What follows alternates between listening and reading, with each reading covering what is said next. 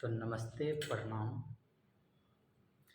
आप लोग से विनती हम करते हैं कि कल की जो वीडियो देखे हैं आप लोग हमारे बिहारी चंदन ब्लॉग पे रोशन रॉय जी का, जो कि कोर्ट में कल सुनवाई सुना गया। किरण सिंह के वकील और रोशन रॉय जी का वकील दोनों में बहस चला। तो ये न्यायालय के समक्ष फाइनल बहस हो गया। ये आप लोगों को बता दें कि ये केस में आज जो प्रेयर हुआ है वो प्रेयर दो चीज़ों को लेके हुआ है। प्रेयर में ये हुआ है कि ये बातें कोर्ट में आज स्थापित हो गई, रिकॉर्ड पर आज चार्जशीट भी जमा कर दिया गया और चार्जशीट में ये बातें आ गई कि ये लड़की फर्जी सर्टिफिकेट बनाई थी अपने उम्र के संदर्भ में। तो ये बात रिकॉर्ड पैराग्राफ 148 है डायरी का, जिसमें इस बात का जिक्र हो गया। तो ये पूरा फाइनल आर्गूमेंट हो गया कि ये इसमें इनके माता पिता और अन्य लोगों को निर्दोष साबित हो गया। इनके माता जी सब पर भी इस केस में फंसाया गया था। तो डायरी के पार्ट में उन लोगों को 4 आदमी को आज बता दिया गया कि निर्दोष थे। और चूंकि वो रोशन की गिरफ्तारी हो गई थी, तो जब कोई व्यक्ति गिरफ्तार हो जाता है तो पुलिस रोशन रॉय की घटना सच्ची ये है, वो निर्दोष है, ये साबित हो चुका है। और सबसे बड़ी बात ये है आप लोगों के बीच में कि ना उनको जेल हुआ है।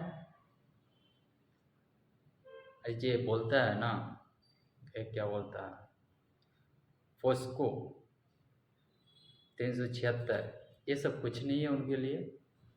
ये सब झूठा फर्जी केस हुआ था। तो रोशन रॉय के कल के डेट में सुने होंगे आप लोग कि रोशन रॉय जेल से नहीं आएंगे। किरण सिंह के वकील बोल रहे थे,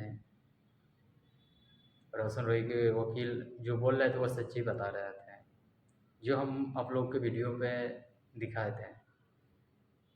तो वही सच्ची रोशन रॉय जी का वकील की कहना है, जो कल की वीडियो में हमने डाले थे वही सच हकीकत है। उस पर भी आप लोग जाकर देख सकते हैं, सुन सकते हैं।